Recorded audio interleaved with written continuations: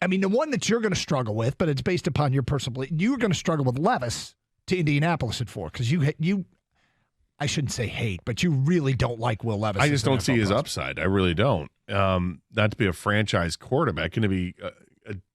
I don't even know if he can be an average quarterback in the league. I don't know. I have very low expectations for him based on what I saw in college at 2 different colleges. Obviously he's younger when he was at Penn State, but didn't do much, and at Kentucky just did nothing for him. The crazy thing is he fits.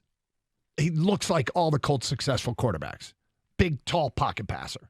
Yeah, it's strong, sturdy. He can actually make some plays with his feet, too. Manning, Luck, Levis. Yeah, the difference is he's got a hell of a lot more mobility than those guys did. But the thing is, you admit, just because you don't like Levis, this scenario is very possible, though, Gator. Yeah, I also admit that I've had issues evaluating some quarterbacks in the draft. It's been a little bit of a hole in my game sometimes that I'll latch onto a quarterback I think is great, and they haven't been. I've been able to predict some pretty good quarterbacks, but others not so much. This would be one guy that if he pans out, it'll be another demerit in my system that I couldn't.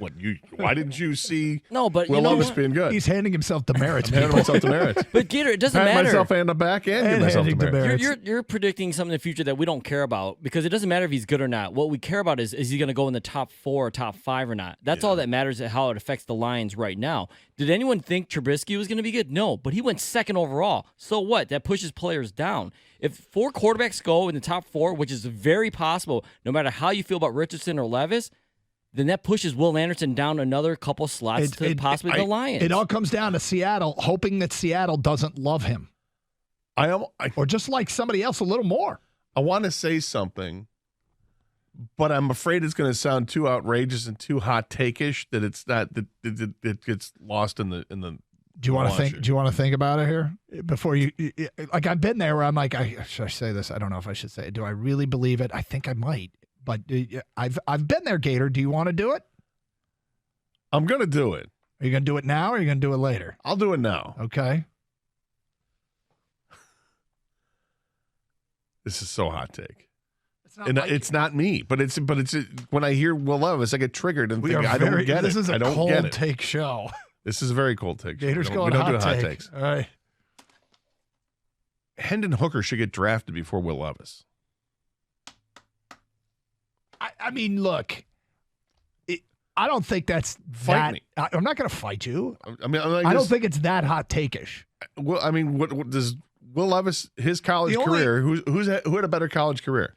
Well, I would argue that Will Levis probably played in a more pro-ready style offense, and I would argue that he was a victim of a lot of talent leaving Kentucky between his last year. And I mean, we could sit here and we could talk about why both Will Levis and Hendon Hooker and Anthony Richardson, for that reason, have holes in their game that's not necessarily attributable to them. Richardson, I understand. I understand the appeal. Yep. I totally understand the appeal. His athletic ability.